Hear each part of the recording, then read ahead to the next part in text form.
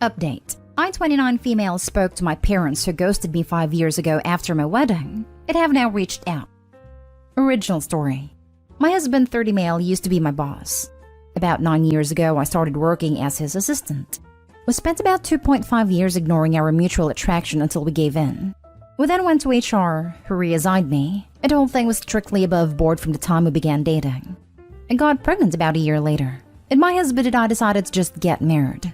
While we'd only really been dating for about 1.5 years, we knew each other completely, loved each other, lived together, and there was a baby on the way. We knew how it would look, but I had to leave the company anyway due to problems with my new boss, so we didn't anticipate this causing any issues, except with my parents. They, 62 male/57 female, have always been overprotective, so I knew they wouldn't like me dating my boss, and hadn't told them. But I had to tell them if I wanted them at my wedding. We decided to be mostly honest with them about how it was strictly professional until it wasn't, how the second it got unprofessional we went to HR, how he had never taken advantage of me, but now we wanted to get married, and we wanted them there. We did not mention the baby because I felt that giving them that information in addition to the rest all at once would just break them. I was only about 4 months along when the wedding happened, so the bump was easily hidden by a flowy dress. The wedding itself went off without a hitch, and apart from my mother pulling me into the bathroom shortly before the ceremony to ask if I was sure about this, which I said I was, my parents seemed to take it well. The ceremony and reception were at 2 different venues, and we had to travel from one to the other, and my parents never arrived at the reception. I called them and got ignored, and then my brother called them and they told him that they were going home. I don't remember the exact reason they gave, but it amounted to them being tired and uncomfortable. I tried contacting them after the wedding, but found that I was blocked on everything except email, which I used to send them a long letter essentially saying that I'm an adult who made an adult choice, but I hope they can respect that. 5 years later, I have not heard from my parents since my wedding. My husband and I are not big on social media in general, but I recently posted something for our 5th anniversary in which I mentioned our 2 kids and 3rd on the way. Within a month of making this post, my parents left a voicemail saying they saw the post, and having had no idea that they had grandchildren previously, now want to meet them. I haven't responded, and there have been a few follow-ups since, then asking why I haven't. I don't know what to do, but my gut instinct is that 5 years is too long, and it's about the kids, not about them respecting my choices or relationship. However, I can't help but feel that I am being unfair, and my brother agrees, because I told them in my mail that if they could learn to respect my choice in my marriage eventually, then we could talk. And now I'm retroactively applying a time limit. Edit. Can't find a way to work this inorganically, but my husband is not white. I am, as are my parents. I don't think this is a race thing or that my parents are racist, and neither does my husband. And we don't understand why they would want to meet our mixed-race children if they were, but this element is still gnawing at me. Should I reach out to them? If I did, how would we go about rebuilding the relationship? Now for the top advice before reading the update. How could you ever trust them not to just abandon your kids if they did something unauthorized? They've shown that they aren't willing to be loving. You can't trust people who don't know how to love. It's not even that they're not loving, but that their love is warped and conditional. It's based on whether Opie's actions aligned with her worldview, something I'm sure Opie was aware of as she lived with them for a number of years. Opie knew on some level that her parents wouldn't be happy or approve of her relationship. There was a lot of pretense built around that. It's like a rug that can't be pulled out from under you if they don't agree with what you're doing. That's not real love. That's control. You've buried a lead in your comments here. The piece of the missing puzzle is being named after your older sister who died before you were born. It sounds like you were a replacement child and they dumped you because you were no longer doing what they wanted. Especially with the added info of them talking a lot about your wedding day. They imagined your life a lot. It's honestly nothing to do with your husband being your boss in my opinion, and just to do with the fact it's not what they imagined for you. The fact they want to show up now that they realized there is another little girl apparently with the same name is a bit of a red flag. You were put in an impossible situation, born to replace a person that only existed for a brief period. She always did as she was told. She always loved your parents first, etc., etc. Be careful. Your parents aren't emotionally safe. This is all probably unconscious reaction to deep grief, mixed with whatever personality traits. Ghosting you for 5 years is messed up. They're basically saying they would have never spoken to you ever again were it not for your kids. Do you think you'll regret not reaching out? I would think it's 100% up to them to rebuild their relationship with you, and you decide if it's enough. I don't know if I would trust them with their children. They walked away from their daughter so easily. I can see them doing it to the kids as well if things don't go their way, and they're likely to be hurt. I think there is potential for regret with both options. If I don't reach out, then I'll always wonder what could have been. If I do reach out, then they could be amazing. Say and do all the right things, and my life will be better for it. But they could also be terrible to my family and an all-around harmful presence in our lives. And like you said, they could walk away from the kids. And if the kids grow to love them before they walk away, it'll break their heart to see them go. And now for the update. I asked to talk yesterday. We were on Zoom within an hour. It was my parents and me and my husband. They asked to see the kids, and I said they could see them eventually, depending on them earning our trust and convincing us they were going to be positive additions to the kids' lives. They asked to start by reading me a letter that they claimed to have written on my wedding day. It said that they were uncomfortable with me marrying my former boss, as they thought he took advantage of me. So they left between the wedding and reception to avoid a scene, but they wanted me to know they were here for me despite their issues with him. They added that they would have sent this to me the morning after my wedding. Then I sent my email about them needing to respect my choices, and they were so ashamed they couldn't bring themselves to send theirs. See, my anniversary post made them realize how much they've missed in 5 years, and they really don't want to miss anymore. I had some questions, like what the big deal was with me marrying my former boss, and they said that it just wasn't what they had in mind for my wedding and my future spouse. I asked why they even came to the wedding at all if they didn't support the marriage, and my dad responded that he wanted to walk his daughter down the aisle, as it was the only chance he'd get. The way it was phrased implied that they had intentionally only come to the wedding so he could give me away. I'd always planned to leave halfway, and because he said my daughter and didn't talk to me directly, it was pretty clear he was thinking about my older sister who passed away. My husband caught that too, and said that if they were talking about me, they should address me directly. Then added that if they had planned to leave, they should have told us, as we wouldn't have invited them. And the fact they waited 5 years to reach out was going to take more reasons than shame.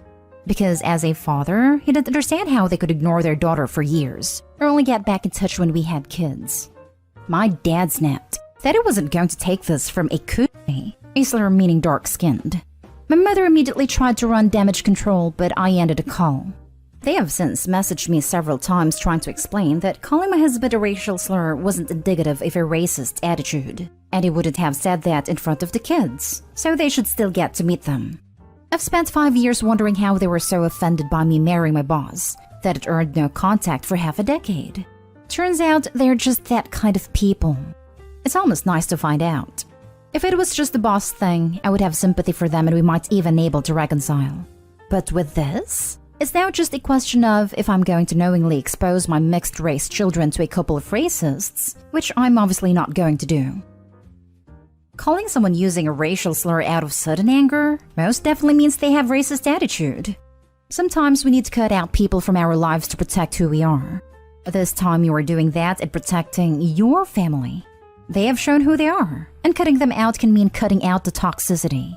Yes, forgiveness is something we should all strive for, but sometimes we just don't need that negativity around us.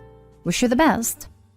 They are insisting they aren't. But even in our worst fights, my husband and I have never called each other slurs. And the only people who have ever called my husband slurs have been racist. What my husband was saying wasn't wrong either, or unfair. Half of it was things I had told him that I wanted to say to them, but had gotten too emotional to actually say it. I think I'm quite a forgiving person, but there is no forgiveness to be had here. If your parents said that they wouldn't say that slur in front of your kids, then they know it is wrong and shouldn't have said it at all. You have done the right thing. Yeah, we're racist, but we will hide it in front of the kids. You are people of color themselves. Get out of here. Good on you, Opie. Well, that closes that door once and for all. In a way, it must be a relief, ending the uncertainty. Hope can be more of a burden than giving up sometimes. Racist, and further evidence they were just using you as a dad-daughter version 2, and were planning your kids to be version 3. Now you can move on with your life, minus any guilt, and minus 2 millstones. It is. I've spent 5 years wondering what I did wrong, and why an HR problem was enough to lose my parents' love. Turns out there's nothing I could have done because it wasn't my fault, nor my husband's. It's now just a question of if I'm going to knowingly expose my mixed-race children to a couple of racists, which I'm obviously not going to do. Nothing more to be said, really. Other than why are they still able to message you? Give them one last warning that any further contact will be treated as harassment. Block, and follow through on protecting yourself and your family if they still refuse to accept that your word is final. We still have line of communication through emails, but I'm going to block that now. We're blocked on everything else, though I am expecting them to unblock me and start messaging me there once emails are closed. And I'll block them on those other platforms too. Now for the last story. Update. My entire family despises my fiancé and I have to choose between them and her. Is she manipulating me and is there something I'm not seeing? Original story. I met my fiancé when I was at a very low point in my life. We instantly clicked and had a whirlwind romance, and I proposed after 3 months and we are now engaged. I feel like my family has never approved of her or particularly liked her. They are all very educated and work professional jobs, while she's a college dropout who works as a hostess. She's starting a venture of her own, and I'm funding it for her. The problem started with my sister-in-law and my brother. They told me that 3 months was too quick, and that I should date her for longer. They also implied that she's a gold digger. They never used the term. They said this because she doesn't financially contribute. My fiancé isn't particularly fond of my sister-in-law, as sister-in-law is very rich and successful, and fiancé thinks that she is snobbish. The problem escalated when there was a family wedding and my fiancé wasn't invited.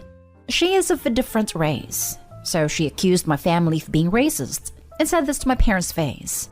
My parents never expressed an opinion about her, but that was their ticking point. My sister-in-law and brother added to this and told them about my financial contributions to her ventures and other details about her relationship. My parents said that I am making the wrong decision. I told my fiancé this, and she lashed out. She messaged my sister-in-law and told her that she's a horrible person for trying to wreck our relationship. My sister-in-law once again communicated this to my parents, and they have refused to pay for and attend the wedding. My fiancé says that her family will accept me with open arms, and that we can get married in City Hall. She accused my parents of being elitists, and said that they only like my sister-in-law because she's educated and of the same race. I love my fiancé, but I feel like she's trying to manipulate me into cutting all ties. I don't know what to do, and I don't want to reach a point of no return with my family. Any advice will be appreciated. And now for the top advice before reading the update. 3 months and you're funding a business startup for her? And engaged? Holy cow, that's fast track. What's the rush? Without knowing any other details, I'm on your parents' side with this one. 3 months is a blink of an eye. Her messaging your sister-in-law like that is a huge red flag as well. You haven't even met her family and she's asking you to cut yours off? Dude. If I ever bring up the fast track part, she accuses me of having second thoughts. And I was pretty sure she was the one until now, so I let it go. She said that I cannot meet her family because of COVID. They live across the country, even though we are all vaccinated and have traveled. Now that I think of it, it is quite strange. If I ever bring up the fast track part, she accuses me of having second thoughts. Run. What do you expect if you engage with someone after 3 months? You just can't know her enough. Then you pay for everything and she wants to cut you off your family to control you better. If you really want to stay with this woman, you must make clear that you will wait with marriage at least till spring 2023, and that you want a prenup. Don't give in when she talks about trust, and that you think that the relationship doesn't work out. That is guilt-tripping and manipulation. Take your time to learn everything about her in every situation. For a few months or a year, a person can fake a lot. The longer you are together, the more of her true self will come to light. And don't give her too much money, don't let her have access to your bank account. Okay, I'm able to see all the red flags as I'm typing these comments out, but she told me that getting a prenup is against her culture. I hadn't even brought it up. This was unsolicited. Bro, she may be your fiancé, but you're just her piggy bank. Solely judging off of what's in this post, end this relationship ASAP and make amends with your family. And now for the update. Well, we broke up. A lot of the comments echoed what my family was saying, but the outside perspective drilled it into my head. I have a good relationship with my parents, and my sister-in-law is actually one of my best friends. Just to clarify from the previous post, I've never thought they were racist or snobbish. It was an idea my ex was forcing into my head. The breakup was very messy. I told her that I thought we were going too fast and that it wasn't working out, and she began crying and implied that she would end herself. I could see the manipulation clearly for the first time, and I just told her that it is above my pay grade and that she should seek professional help for this. Now, for all the money I invested in her business, well, it was a mistake, and I'm just considering it a sunk cost. It did hurt my pockets, but recovering it will just tangle more webs. Thank you so much for all the advice. It helps me avoid a grave mistake. And I just told her that it is above my pay grade. Damn, son, that's savage, but I like it. You didn't just dodge a bullet here, mate. You dodged 30 years of marital tyranny. If the price of that lesson was a few grand in her bank, I'd say that was well worth it. In the future, take it slow and introduce your family to the new missus. You probably already know that, lol. Good luck, mate. And one last tip from Winston Churchill, don't stick your member in crazy. Yep, I had an extra to pull that card on me when I was breaking up with her. And she knew full well I had lost my best friend to self-harm when I was younger. I wish I'd had the savage eloquence, but instead I just told her to immediately get the hell out of my house. When I caught my husband cheating and filed for divorce, he threatened to end himself. I told him to go right ahead. Please stay single for a while and maybe invest in therapy. Rushing into an engagement at 3 months while throwing down major fund was a severe lapse in judgment and self-respect. I think you need time by yourself to analyze why you let yourself get taken advantage of. I'm glad you're out, but wow. You paid a very hefty fine to learn a lesson. I highly suggest you seek personal therapy. I don't mean this to be offensive, but most people would have seen this as a really alarming behavior on both sides. You clearly got stuff to work through mentally. It's okay though. Good job on telling her that. Hopefully you blocked her. If you haven't, this is your reminder to do so now. Real talk though, imagine how hefty of a fine it would have been if they got married. $5 betting on her contacting you soon that she's pregnant with her kid. It will not be your kid even if pregnancy will be real.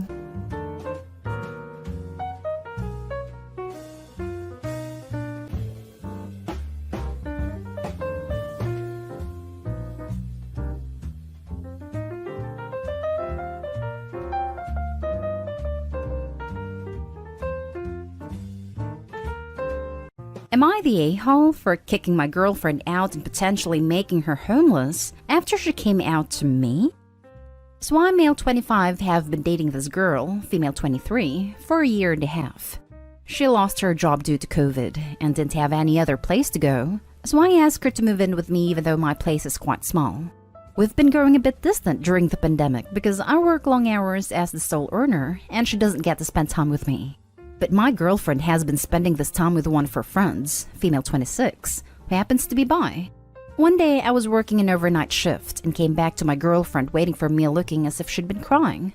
I asked her what happened, and she told me that she slept with her friend last night while I was at work after having a few too many glasses of wine. She then told me that she's had feelings for girls since high school, but had always repressed them considering them to be abnormal. She then proceeded to tell me that she was now ready to come out of the closet.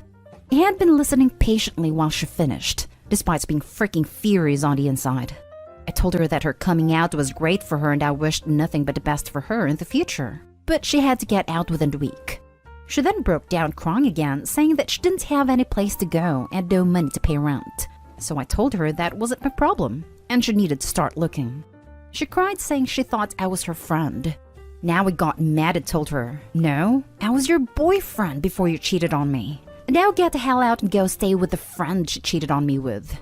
She broke down again and went to the bathroom. I'll be removing her stuff after a week if she isn't out. I can do that. She's not a tenant. Not in the US. Spare me the lawsuit comments. Edit. She called me a bigot from the bathroom, which is why I made this post. And reading the comments made me realize how mad I really am. So she's gonna be out today. Now for the top comments. She cheated and somehow doesn't seem to recognize what that means for you. Because for her, it's so overshadowed by her realizing her own identity. No, you don't have to continue giving her a place to live. She should apologize for cheating too. Not today, Hall. She did apologize for cheating while coming out, but that means jack to me. I don't understand how people come out or want to transition, and their partner knows out because they didn't sign up for that, and then the person gets angry and mad at them for noping and says all kinds of nasty stuff about them or calling them names. No one has to do that if the relationship is no longer what either one wants or is comfortable with. Not today, Hall. I never understand why people expect sympathy for coming out after they cheat on their partner. Should have figured those feelings out before she wasted your time. Such a horrible thing to do to anyone, but even crappier considering you've fed and sheltered her in her time of need. You're better than me because I would have kicked her out as soon as she confessed. I may not be that much better. I'm seriously considering it. You told her to go to her friend's place. Why isn't she packing up and doing that? Her friend doesn't have a place to share. She lives in a youth hostel. Not a-hole. She cheated on you.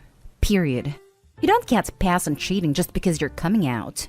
That doesn't make the partner feel any better or make it okay. She's a cheater, and you were being more than considerate giving her a week despite her leading you on, lying to you, throughout your relationship and cheating on you. I'm thinking of making that tonight after she called me a bigot from the bathroom. Now for the next story. Am I the a-hole for telling the truth and exposing a web of lies my wife spun? My wife has been lying a lot lately. She is overly conscious of people's feelings, and she uses white lies to shift the blame onto others to lessen the blow of a situation, always to her benefit. She will find herself in situations where she wants to back out of weekend plans with her friends, or explain why she did something seemingly rude, etc. But she always blames me. My husband doesn't want me to leave this weekend, sorry, such an A. Or, I only screenshotted this conversation we had because my husband told me he wanted to see it. Sure, I can handle someone confronting me about that stuff far better than she can, as she has high anxiety when it comes to confrontation. But I'm really sick of being her scapegoat and letting people think I'm a selfish jerk. I was watching our kids this weekend while my wife hosted a bachelorette trip for her friend at my wife's aunt's lake house. Then last night, my wife calls me and says I can come over with the kids, rather than wait till early this morning like planned. I get to the lake house, and the girls are all still out at a bar somewhere. So let myself in and put the kids to bed. Then my wife's aunt texts her after seeing me on her security camera and tells me she is upset that I was there. That's weird to me because she and I get along very well, and I'm even renting a house from her. She has really high anxiety, but she manages it well most of the time. She then texts me this morning and begins berating me about how I had no right to invite myself over, and that I'm a bad father. Naturally, I was shocked and asked her what she meant. Turns out, my wife texted her saying she didn't know I was coming, and that I'm an incompetent father, and she had to help me because I didn't know how to watch my own kids. I told her that that was not true, and that my wife invited me to come because she knew it was closer to my work, and I could sleep in rather than get up early to bring the kids. I, of course, confronted my wife about why she would lie about me and say things like that about me. She then gets mad and says she was doing damage control on the situation, and that it's far better if her aunt is mad at me than her. So now we're fighting because I, of course, don't appreciate being put in that situation, but my wife thinks it was a necessary sacrifice to keep her aunt happy with her. Not today, Hall. Hold up. You need a big wake-up call. Those are not white lies. This is not a small issue to be mulling over in AITA to blow off steam before returning to the status quo in your real life. Your wife badmouths and undermines you to seemingly everyone who matters in her life, to the point where they think you are a terrible father and husband. This is nefarious, dangerous, and outright inexcusable. It has already gotten to the point where she is way past believing her own lies, and the foundation is set where everyone in your mutual support network is against you. But how can you blame her family for being so ferociously against you, when it has been established that you are consistently behaving like a monster for months now? You could literally be one bad panic lie away from losing your kids or getting arrested for abuse. Look out for yourself. Think of your kids. Even for her to stop this now is not enough. This web of venomous lies needs to be reversed and burned to the root. Yes, that is a huge lie, not a white lie. She completely lied to everyone to get you in trouble. That is awful. She set you up for some reason. I think she's trying to find a way out of the relationship. She uses white lies to shift the blame onto others. That's not a white lie. That's just a lie. Not today, Hall. What are you doing in this relationship? It just started recently. At least I think it did. I've only just started to catch her doing it. Plus we have kids, so leaving is much harder. But I love her, of course. Not today, Hall. If this just started recently, you should be concerned that she is making an exit plan. Painting you as controlling and incompetent with your children may cost you custody and even significant visitation. Holy crap. I'm not sure therapy would even help, to be honest. She just sounds like an overall crappy, toxic person, and you need to get yourself and your poor kids away from her. I mean, damn, that's just messed up. Not an a-hole, but your wife sure is. Next story. Am I the a-hole for telling my boyfriend I can't afford to feed his kids right now? I really need the unbiased opinion of internet strangers that accept any adult judgment. For context, my boyfriend 36 male and my son Didai 36 female live together, and for the moment, I'm the main breadwinner.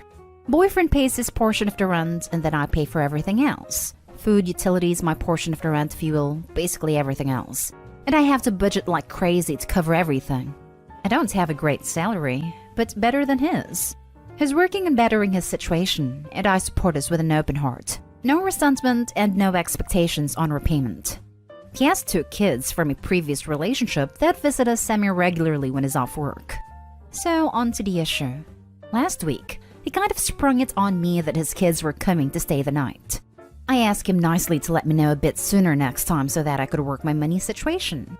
I reworked some things to feed all of us, and everything is good. I made a load of pancakes. Then yesterday, he tells me they are coming again. I think that his ex is asking. And I ask if it's after I get paid. He says no, it's not. So I say as gently as I can that it's the end of the month, and I can't really afford 2 extra mouths right now, and I'm having to borrow to make ends meet for the week as it is.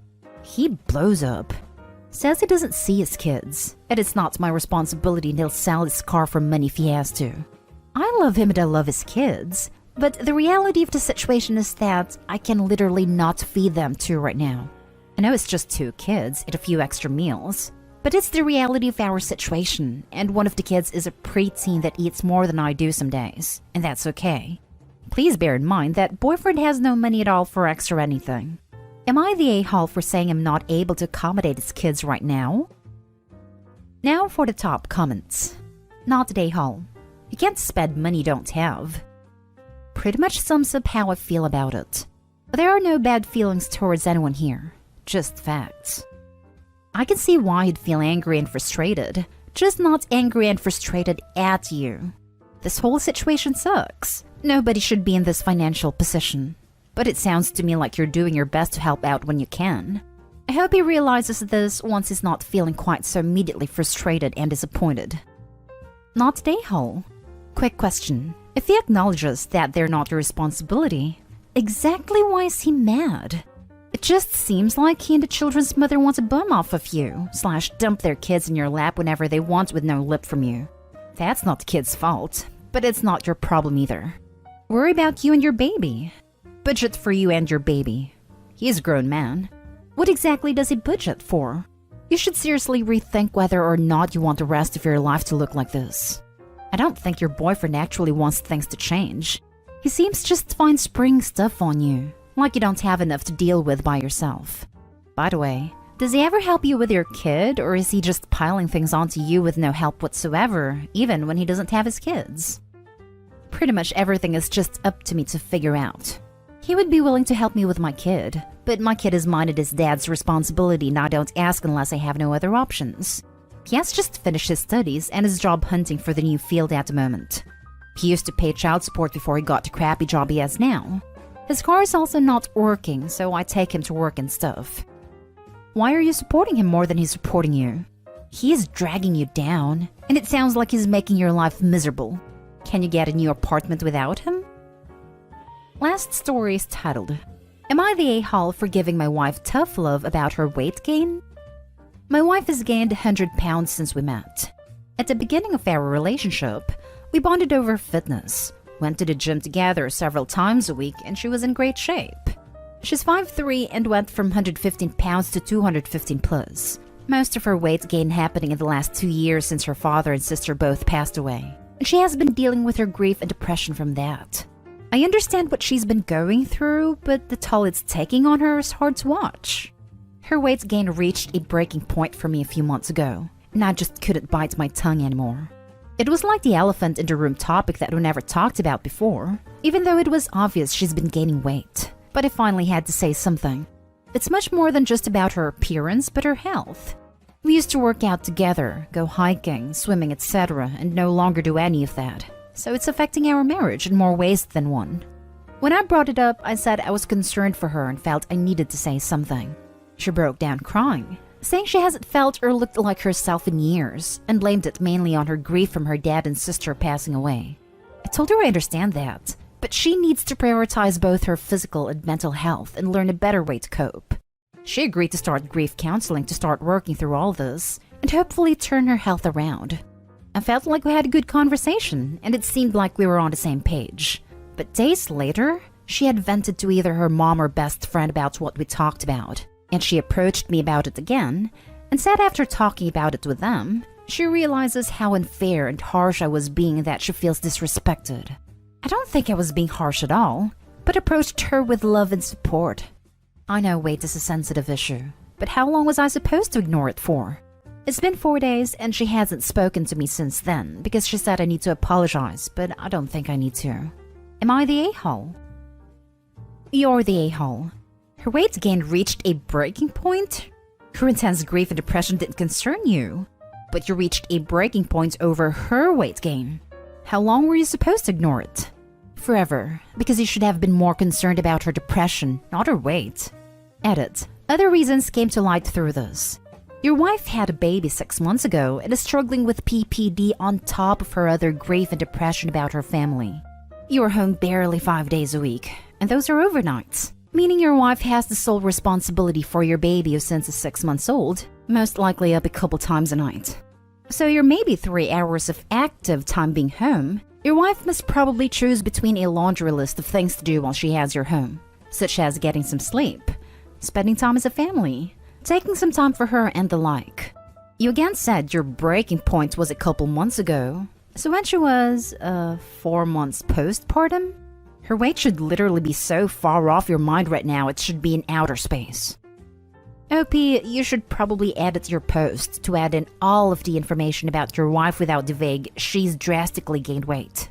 She went through 2 major traumas and a pregnancy, and now only has her husband home 3 hours a day but somehow still has time to work out several times a week.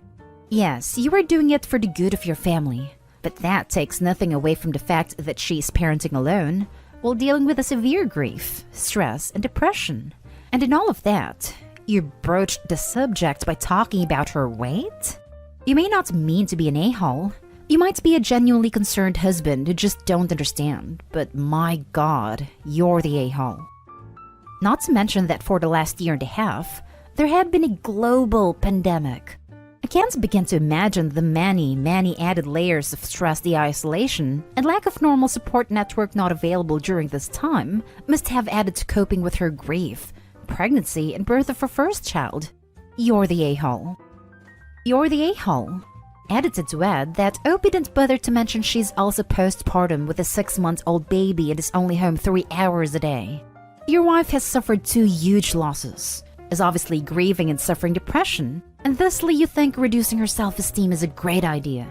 You may want to seriously ask yourself whether you're doing anything verbally or emotionally to contribute to her depression and binging. Overeating can be an emotional reaction for many who turn to food to fulfill something that is missing or to cope with harsh criticism. You seem to think grief has a time limit as well. You claim to care about her health and mental status, but you've clearly caused her pain. You're more concerned with being right than her obvious distress. You went into the conversation not referencing concern for her depression or grief, but her weight. Sounds like you wouldn't care about either if she pursued grief counseling should she still weigh 115 pounds. It took 2 years to care, and only because her weight bothered you? So yes, you're the a-hole. More, I'd like to tell her to drop the real dead weight. You.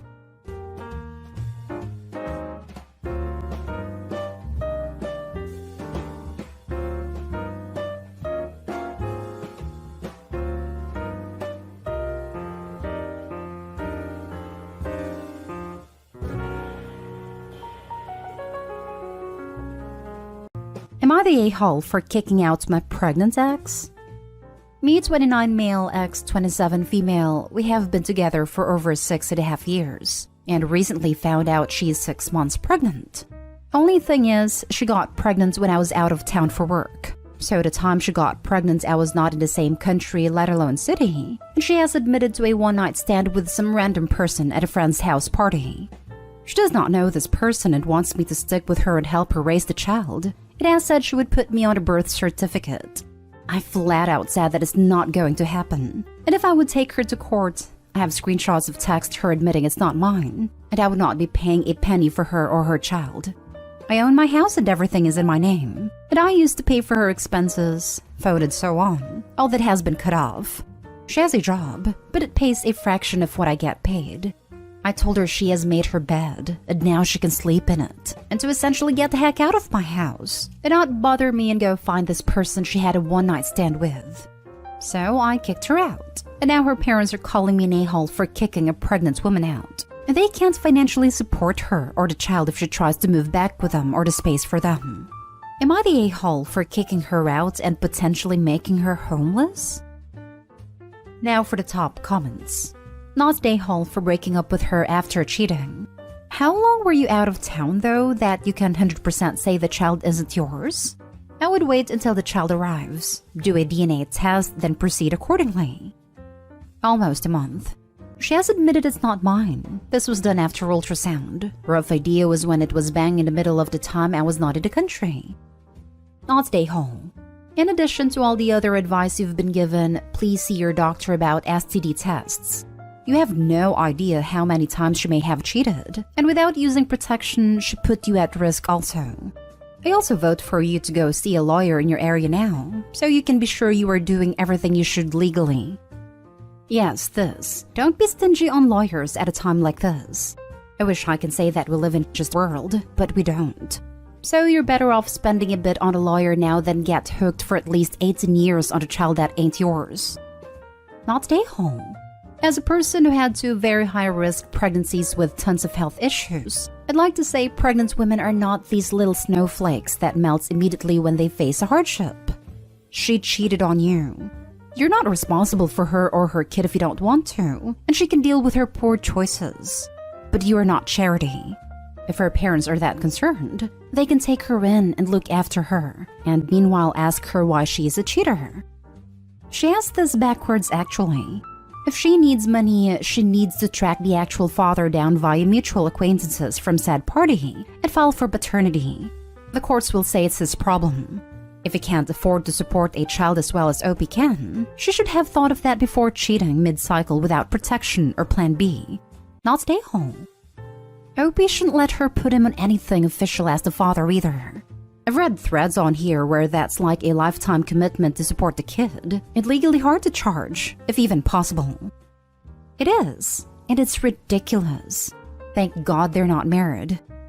In Michigan, she could name him on the birth certificate, and if she gets any state aid, the state will initiate a case against him as the presumed dad. Obviously, it's all state dependent, but he needs to be ready to contest this since in some states, if you don't do it by a certain date, you're stuck being dad until the kid is 18. Not stay home. Why should any of this be on you? Move on and find someone else trustworthy. Her parents obviously care about her and are defending her, so she has someone to turn to. She shouldn't be homeless or friendless while they are on her side. Next story. Am I the a-hole for refusing to sell my horse? Me, 24 female, and my boyfriend, 26, have been dating for around 9 months. I've been riding horses since around 4 years old when I started taking lessons. When I was then, I started helping out this girl at the stable with her horse lady. At 12, she told me she had to sell her due to time/interest. It asked if me and my parents wanted to buy Lady. Luckily for me, my parents were able to buy her, and she's been mine ever since. She's my bestest friend and I love her a lot. When I started to date my boyfriend, I was very honest with the fact that my horse takes a lot of time, and he was fine with this. One single, I could spend like 3 to 4 hours a day in the stable, but as we started dating, I cut this down to about 3 hours every other day, as this is roughly how long it takes for me to do all the cleaning, /preparing food /riding. Also, most of my friends are at the stable, which obviously means this is also social for me. The other days, I would not ride and try to spend less time talking, which would make it about an hour. After about 6 months, he told me I spent too much time at the stable and I should prioritize my relationship more. and somehow his family got involved and saying it was strange to prioritize the way I did. I wasn't comfortable with this, but I'm a bit of a pushover, so I agreed. At first, this meant cutting down the time at a stable, but it has evolved into cutting down writing days. Now I write about 2 days a week and the rest I'm simply there to do the basics. All of this as quickly as I can because otherwise, I know he'll be annoyed and pissed off for days and give me the silent treatment. I know my horse isn't really suffering from not being ridden as often as before, but I still feel very guilty that I'm always rushing around her. Then last night he told me it was time to sell Lady.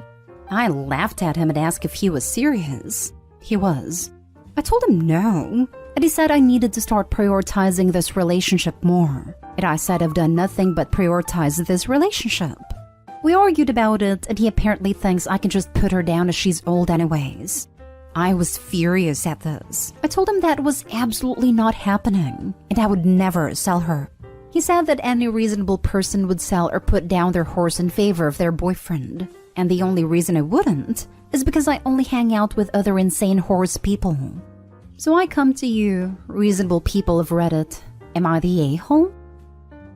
Wholly not the a-hole. Your boyfriend sounds controlling AF. You worked hard to compromise with him, but he keeps moving the line until he eventually gets everything he wants, and you have sacrificed everything important to you. A lot of abusive partners start the cycle by trying to isolate their partner. You have a whole support network at the barn, and he wants you to give all that up in addition to your horse who is like a member of your family to you. This is super messed up, and a huge red flag. I know it really hurts, but be grateful he's shown you who he really is, and how he doesn't prioritize or frankly care about your feelings and well-being. I'd run, not walk away from this guy. He sees something you love and wants to take it away from you. That should be enough right there to warrant a red flag, but I really love this comment about the support system. Keep them around you and leave him. So many red flags. Not stay home. Slowly escalating demands that you give up your hobbies and things you care about is a classic abuse tactic. Making you feel guilty about the way you spend your time, especially when you've always spent your time that way, is a classic abuse tactic. Trying to force you to get rid of people or animals you care about is a classic abuse tactic. I'm starting to sound like a broken record here, but best to get out while that's the only thing broken. These tactics are meant to break your spirit, your will, your confidence, and your self-worth. Those are all far too valuable to allow him to break them. Plus, most of her friends are at the stable.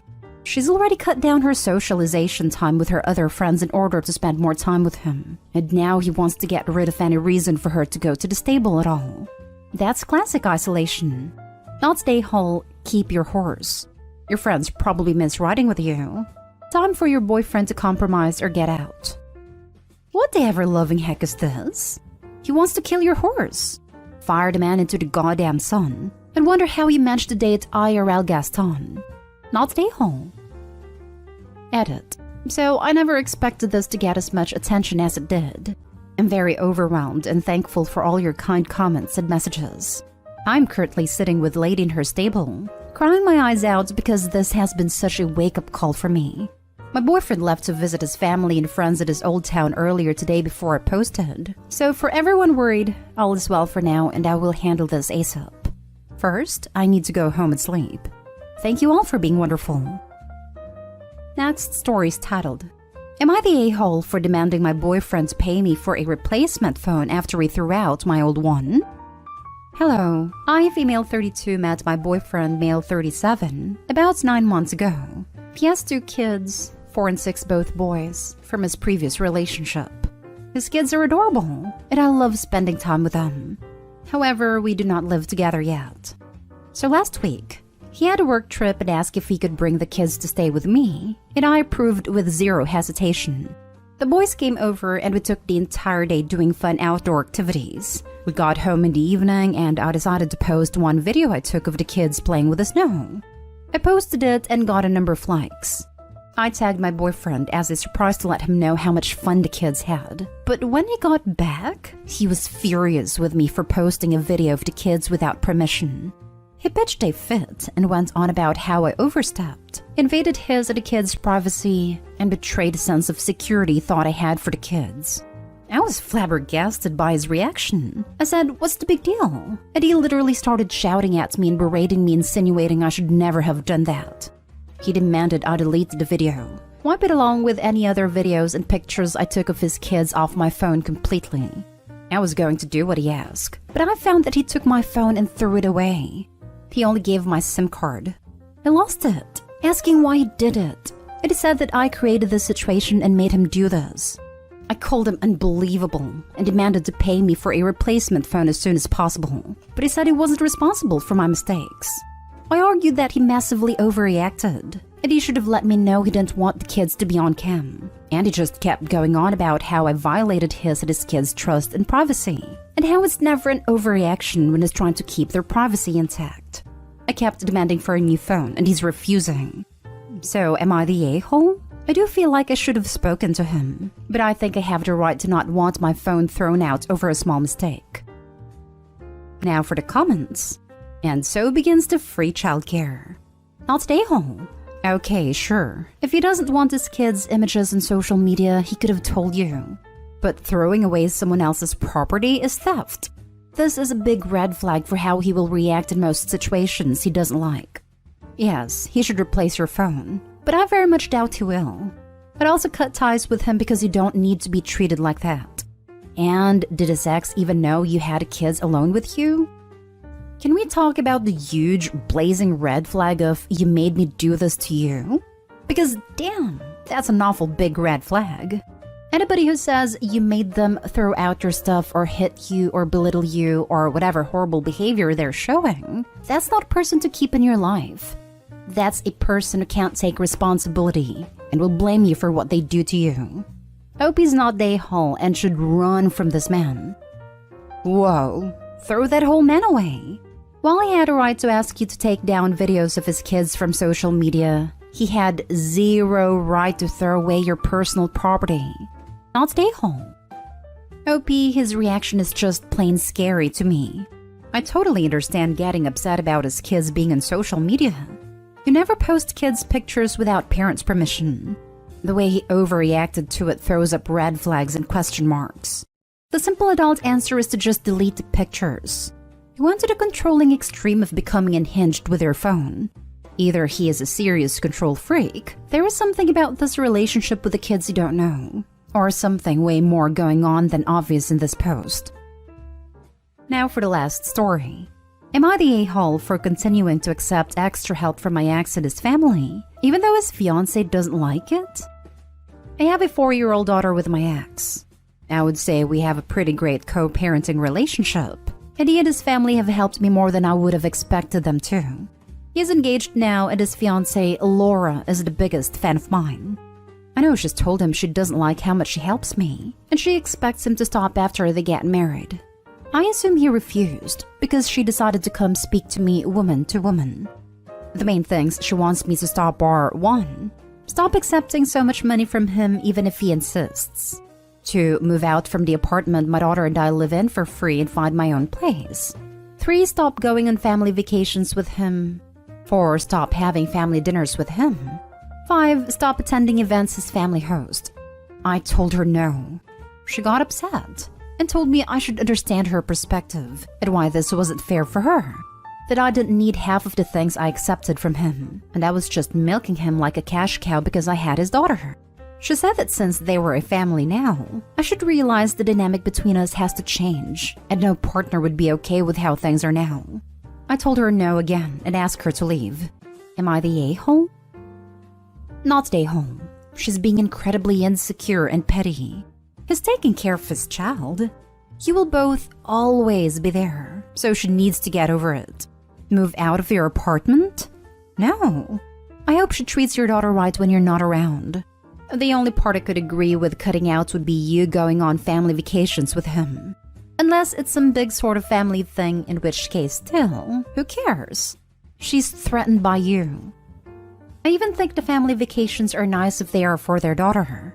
I think it is really healthy to show their kid that family doesn't just mean being married, that her parents can recognize that the 3 of them are still a family even if mom and dad are no longer romantically involved. If his fiancé has issues with her and her daughter's existence, then she should not be marrying a divorcee with a kid. Opie should stand her ground and do what is best for her daughter. I agree with the knowledge still being a family even though there is no romance anymore. But I feel like now that dad is engaged, the fiancé should also join these family holidays because she is about to be a stepmom and part of the family too. Not stay home. Unfortunately for Laura, his child and you come with him. I don't think you need to stop having a positive co-parenting relationship because she feels threatened. You'll always be in her life if she decides to go through with a marriage. I would actually have a talk with your ex and let him know what she said. There needs to be boundaries in place with her as she's overstepping, and you should make it clear that she's starting things and you don't appreciate it. If she has a problem, she can speak to her fiancé. I feel like she has already addressed it with him and he's not changing how you guys function, so she thought she could come to you to get you to back off. It's interesting that she made this approach by herself. I wonder what, if anything, fiancé has said to the father about this. I'm betting she didn't tell him she would be approaching the ex. I'm going to go against the grain here. You're the a-hole. I think it's fully reasonable that she's uncomfortable with us. It sounds like he's completely supporting you financially, paying for all your living expenses and then some. He should be paying child support, but you should otherwise support yourself as an adult. Family vacations and events are a little weird. You're acting like you're still a couple. Of course his fiancé is uncomfortable with that. This is how I felt. I'd ask Opie if he's completely supporting her. Because there's a huge difference when someone is supporting their child and when someone is supporting the child and the mother.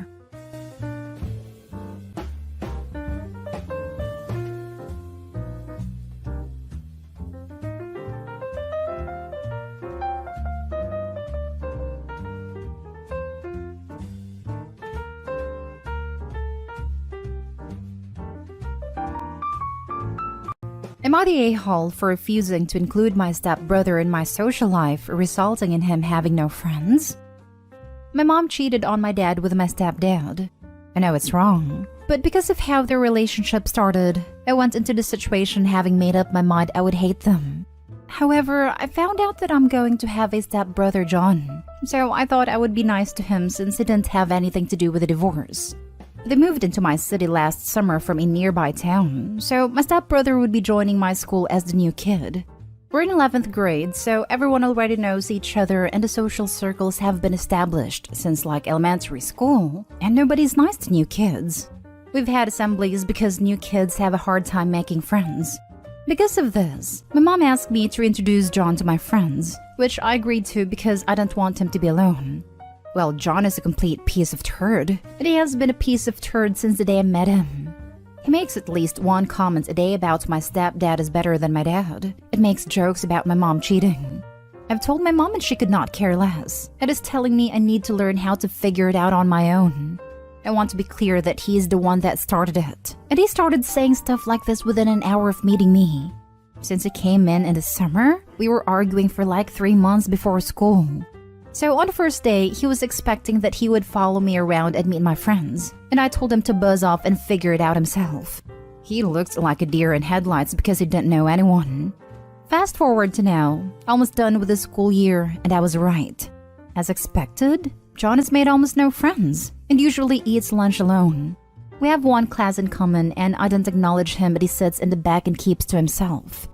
I guess his dad realized recently that he had no friends, but he asked my mom to talk to me.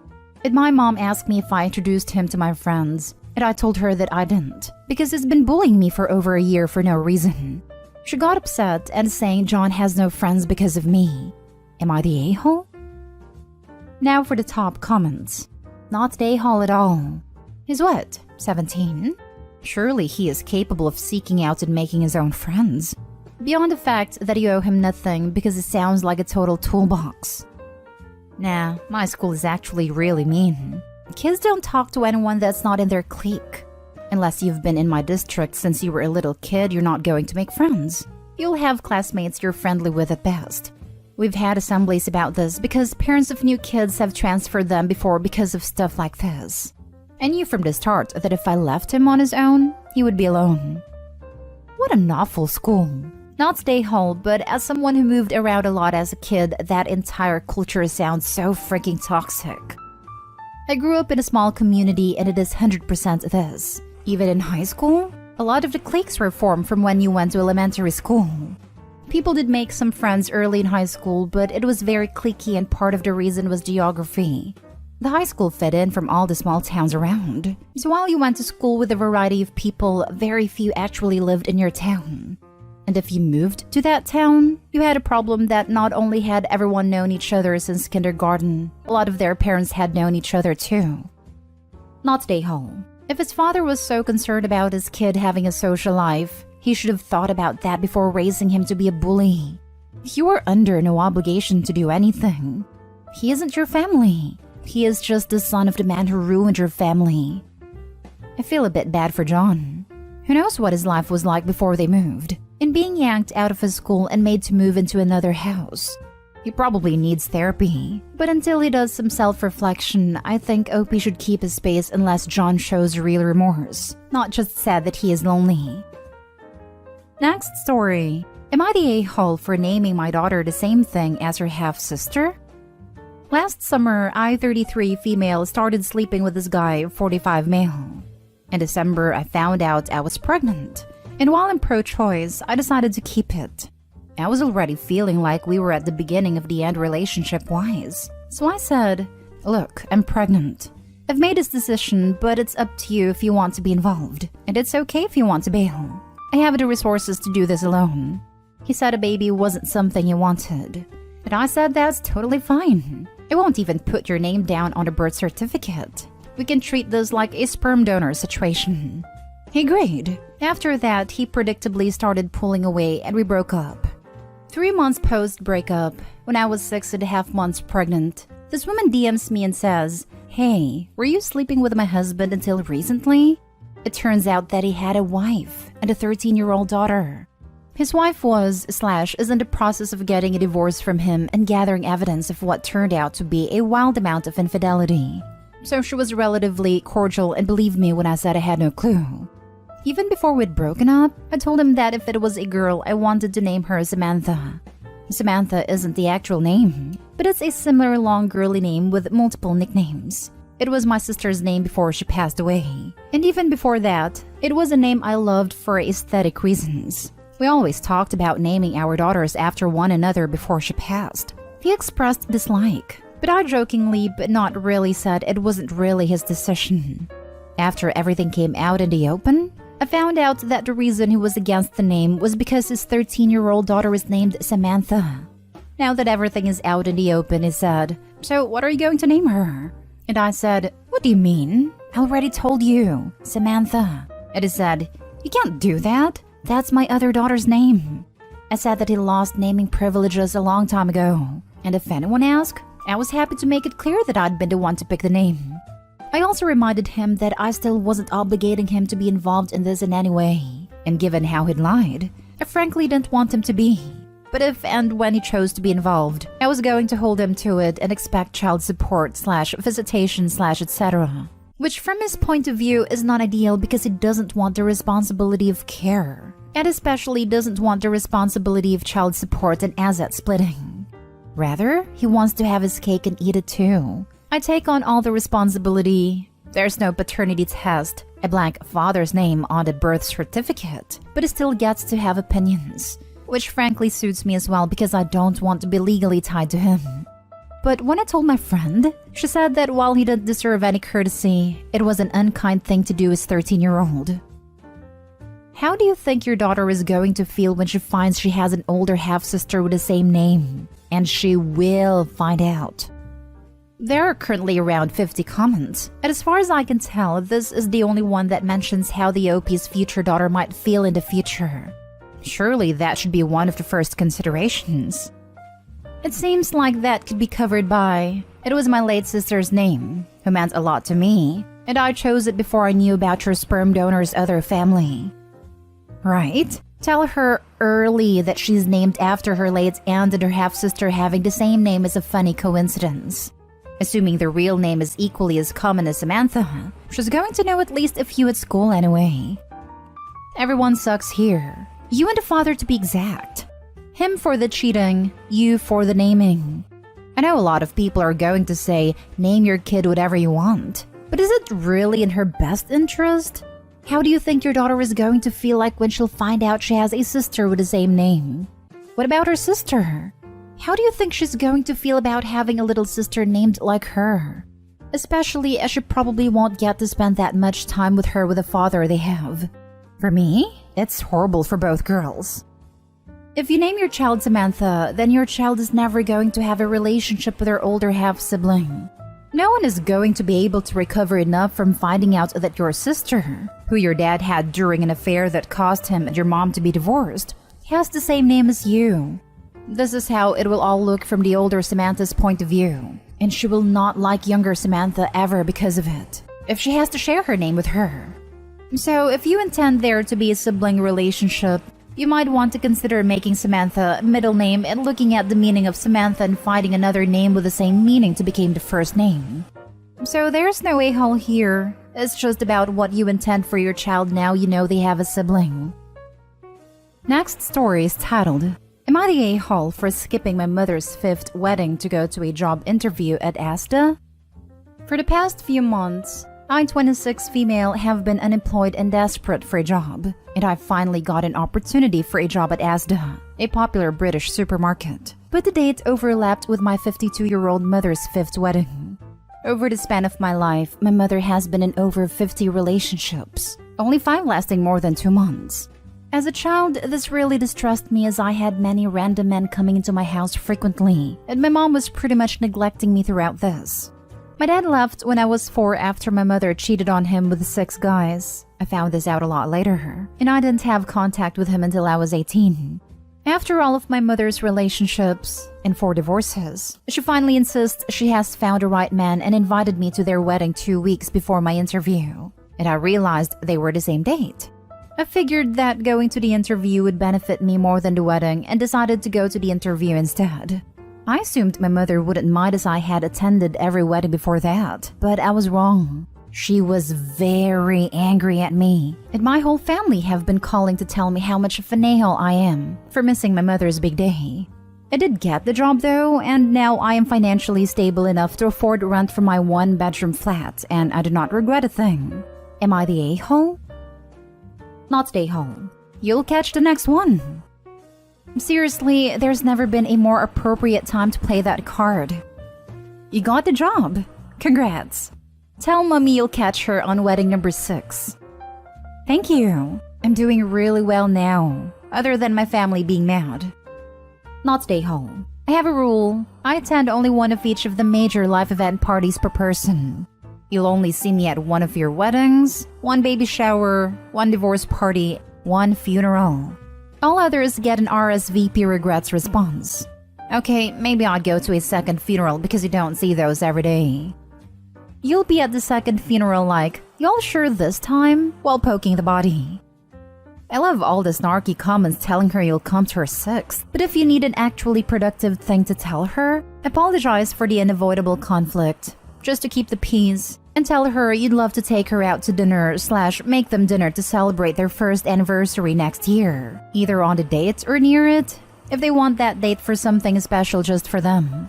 But set a price limit if you go out. That could get rough. Not the a-hole for sure.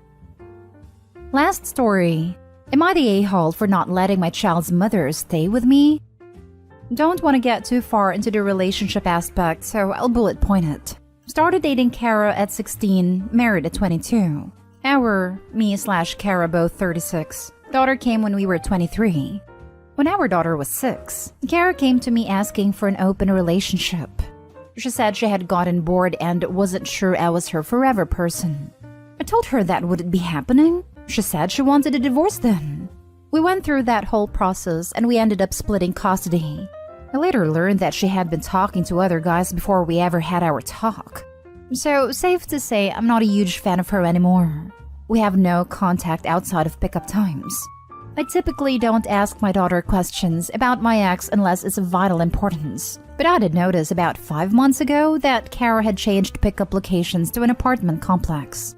I asked my daughter what happened, as I knew Kara had remarried 4-ish years ago, and my daughter told me that the guy kicked her and her mom out after they divorced.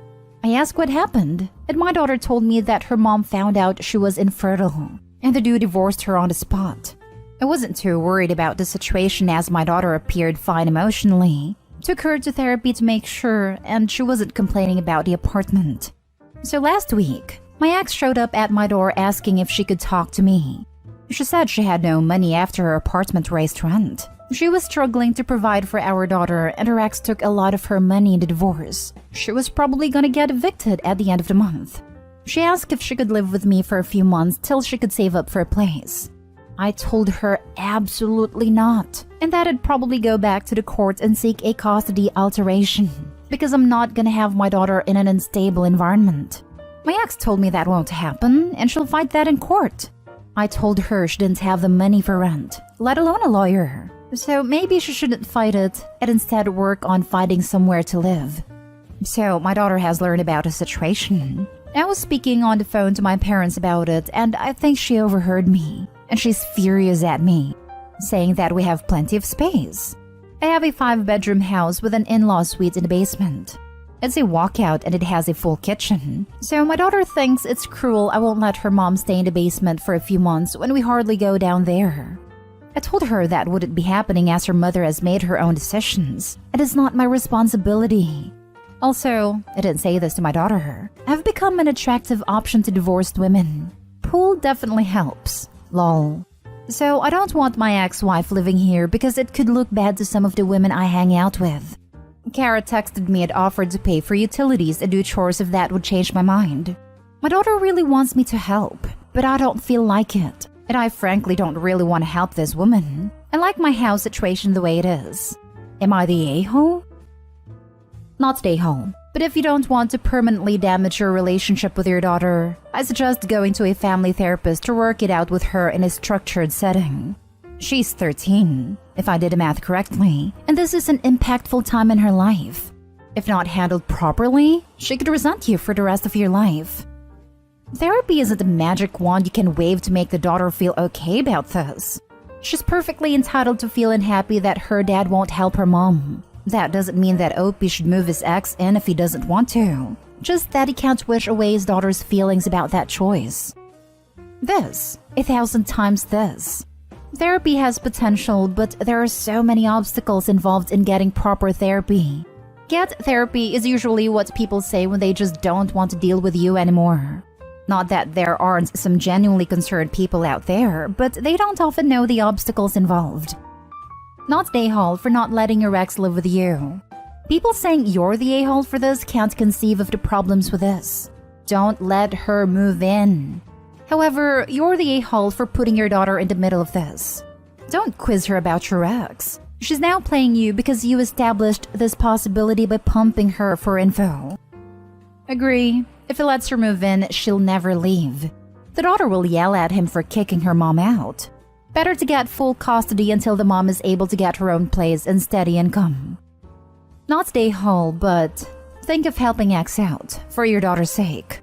Not by letting her move in, but maybe a loan or a gift of money to help her get back on her feet. Once your daughter is 18, wash your hands of it. But consider it while your daughter is young. Bad idea to give ex the money, because she will see Opie as a future bank account whenever she is in a difficult situation of her own making. Opie does not owe his ex a thing. She cheated on him and wanted a divorce. She made her bed and now needs to sleep in it. And she needs to stop using the daughter as leverage to play Opie and guilt trip him to let her move in. Do not let her move in, Opie, for your own sanity and stability of your bank account.